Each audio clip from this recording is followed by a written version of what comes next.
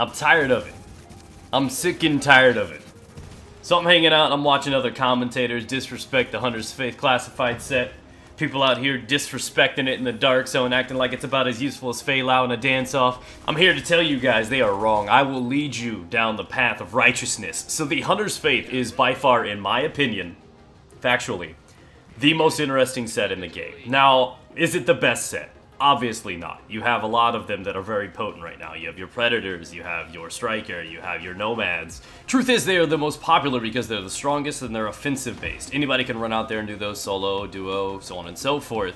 But when you're doing team fights, it's always very important that you have a support role. And I actually consider Hunter's Faith to drop into that support role, just like a final measure would be. Is it as valuable to a team fight? I don't think so. But is it more fun and more interesting? Absolutely is. So, what is important to understand about Hunter's Faith is that it is what I consider to be a high-risk, high-reward. There's a lot of pressure and a lot of responsibility on you to get picks and put in a lot of damage early on. If you miss shots, you're leaving your other teammates in a 3v4 situation, and it's just a matter of time so one of them gets focused down by 2 at a time, and now you're in a 2v4, and it just deteriorates, and you do not want that. So there's a lot of responsibility on you. Congratulations, you're a glorified babysitter. You have a lot of weight on your shoulders. You gotta make that first pick, and it really makes everything else easier. You gotta take away segments of health bit by bit, making them panic and not expect this, because a Hunter's Faith is honestly not an intimidating factor to a lot of confident players. They're like, oh wow, it's a Hunter's Faith, easy kill, no big threat. Let's worry about the Predators and Strikers. They're more dangerous, right? Wrong! Ladies and gentlemen, this could be one of the most influential swings in a team fight. This set is very strong. So how to use it? Now, again, there's a lot of confidence rolling around the DZ right now, and people just generally run in straight lines waiting for that team fight because everybody expects it to be within one sort of distance, one threshold where everybody just starts face tanking and doing the routine thing that every other set does. What you have is to try to get that first pick or that first headshot in to scramble them and make them panic like, holy hell, where did my segments go? What happened to my health? You're generally the first strike. There's a lot of pressure on you. It's not uncommon for people to run in straight lines, aka them easy targets, bro. Take that opportunity to strike first and really, like, mentally screw them up and freak them out. Then you have an advantage right there to play on. They're going to scramble and not know how to handle the situation. From there, let your guys push up, allow you to take shots at them, and wait for them to aim down sight. This is the perfect window because they are going to do that. They are going to face tank because that is what people do. So wait for them to take that opportunity. They move slow, they're predictable, and it's easy for you to chain 2 shots back to back to drop a target. You take that window, and you do not miss. Otherwise, it could be your teammate's ass. So, again, the responsibility lies on your shoulders, and if you wait for that window for them to aim down sight, they're generally not going to be paying attention to their health. You can probably chain 2 of them quick back-to-back before they realize health is even gone.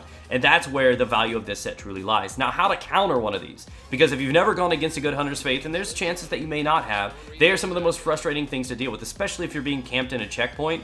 So the way you counter this is because there are going to be 3 people on the front line and the Hunter's Faith in the back, is you leave 3 guys to distract and keep occupied the other guys in the front. So it's a 3v3. You send one guy using cover, using cars, running along fences, zigzagging back and forth, just swinging, making it hard as hell to chain shots, and that Hunter's Faith is going to panic because the closer you get to him, the more he's going to panic, the more he realizes he's no longer in charge. He's no longer safe because as soon as you get close enough to shoot him, he's probably going to die, and the closer you get, the more scared he's going to get. And that's how you counter a Hunter's Faith. It's simple. Just make sure you focus him. I know it's very hard to break the mentality that Predator and Strikers are threats, but you're going to have to send someone after the Hunter's Faith guy, and they aren't that hard to take down. They're very easy. But you got to work with the mental side of things by scaring him, by being very hard to hit, and he panics, and he'll make the mistake, and you'll be able to just gun him down. Very easy to manage. You just got to make sure you prioritize him, and just don't assume, oh, he's Hunter's Faith. He's not a big threat, because he's going to take a bite out of your ass. A big, hefty bite. So let's talk about how I build this set and what I would advise you guys to do. Now, you can clearly see that I'm running the 10-3-3 setup, and this is because you want to invest everything into firearms. If you got a piece of armor, it needs to be rolled firearms. Your shoelaces, firearms. Your hangnails, firearms. Everything, firearms. You are not going to really benefit from an additional 1,000 or so here and there in stamina. It's not going to save your ass when somebody closes the distance gap. When they get on you, they're going to shred you to pieces, period. So you might as well hit as hard as you can, and that's where the 10,000 firearms comes into play. Same thing with your mods. Now, speaking on which, let's go ahead and talk about what you need to use in terms of your equipment. Now, this set works and scales per 3,000 Firearms. So 10,000 is obviously more than what we need. 9,000 is ideal, but 10,000 is where you want to be. And with this set works and revolves around consecutive shots. So there are certain pieces of equipment and ways that you want to play. Now, as for skills, I recommend running booster shot with your heal, and of course running the pulse. You want as much damage as possible, and those also coordinate really well with your mods. As for the mods, what you're going to want to be looking for right here is you want to make sure that you have your firearms mod with your crit chance. That is definitely what you want to have. And as for your performance mods, you want pulse crit damage. Those are going to chain together. Shut up, phone! I'm doing a video right now. And that is really where you get a lot of value and utility, because you're just going to burst, and those extra crits are going to come along, and it's going to hit really hard, and you're going to really be satisfied with that damage output. Now, as for the weapons that you're going to be using, I would recommend the Custom M44 or your 700 Carbon. Those are the two considered popular options for bolt action. As for your talents, you have a little bit of flexibility there, but we're going to talk about the attachments first.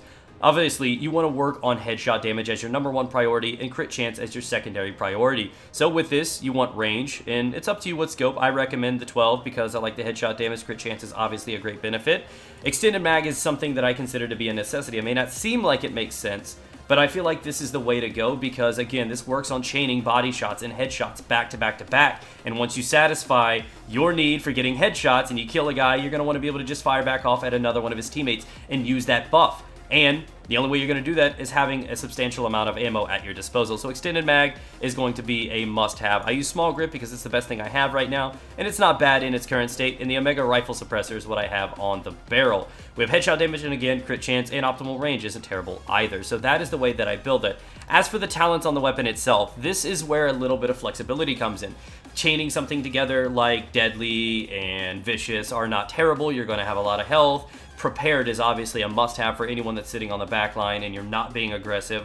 There are a lot of really solid options right here. I like Competent personally because you're going to chain that pulse and you just get that burst of additional damage, and you're going to chain those together over and over and over again. So when you use it right, those are very acceptable perks. Again, another combination would be like Deadly and something like Discipline. Those work really well. Again, this set works on stacks. So once you get that first pick or a few consecutive shots, things like Discipline are just going to mean one shot after one shot after one shot. So once you take that first guy out and you have your damage built up, it's going to be easy with Discipline, chaining things together one after another, and you're really going to do a lot of damage. So that is what I would advise you guys to roll with. It's a very strong set. A lot of people really do not appreciate it because it's not as easy to use as something like Striker and Predator with just 10 simple shots. And because of that, people tend to stay away from it. People want easy. But if you want to challenge yourself, if you want to just mix things up and use something different, this set is very acceptable in the meta. I feel like it's not really going to need a buff. It's very strong. You just need to practice with it and learn to use it, and you're going to find that this is one of the best ways to play the game, period. I love it, absolutely would recommend, 10 out of 10. So thank you guys for watching. If you guys enjoyed the video, be sure to like it if you like it, and swing by live stream. We stream The Division on all platforms, all the time. So that link is going to be found in the description. Thanks again for watching. Appreciate your time. Enjoy, get out there, pull it out of your stash, take her for a spin, guys.